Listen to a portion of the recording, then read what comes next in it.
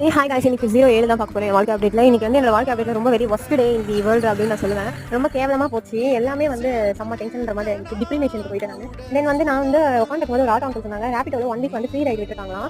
அந்த ஆப்பை மட்டும் நம்ம டவுன்லோட் பண்ணால் ஆப் வச்சுக்கோங்க, கோட் போடணுன்ற மாதிரி சொல்லியிருந்தாங்க. எல்லாரும் யூஸ் பண்ணிக்கோங்க.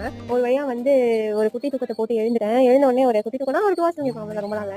எழுந்துட்டு எனக்கு கொஞ்சம் பசிக்கிற மாதிரி இருந்தது. சரி ஓகே மாங்காய் சாப்பிடும் அப்படின்னு சொல்லி உட்காந்து சாப்பிட ஆரம்பிச்சேன். இந்த அன்னைக்கு சாப்பிட்ட மாங்காய் ரொம்ப புளிப்பு ஒரு மாதிரி கேவலமாக இருந்தது. சரி ஓகே இது நல்லா இருக்கும் அப்படின்னு சொல்லிட்டு மாங்காய் சாப்பிட்டு தேங்காய் சாப்பிட்டு என்னோட வாழ்க்கை அப்டேட்டில் 7வது நாள் முடிச்சுக்கிட்டேன். ரொம்ப வசதியாக போயிடுச்சு. தென் வந்து கொஞ்ச நேரம் வந்து வேடிக்கை பார்த்துட்டு வெல்கம் கிட் வந்து ஓப்பன் பாக்ஸ் போட்டிருக்கேன். அதை பார்க்கலாம் மறக்காம போய் பார்த்துருவாங்க. அது அந்த வெல்கம் கிட் போட்டு இது பண்ணி அது பண்ணி அந்த 7வது நாள் நான் முடிச்சு விட்டுட்டு இன்னைக்காவது வாழ்க்கையில் ஏதாவது பண்ணுவேன்னு நினைக்கிறேன். நீங்களும் நம்புங்க.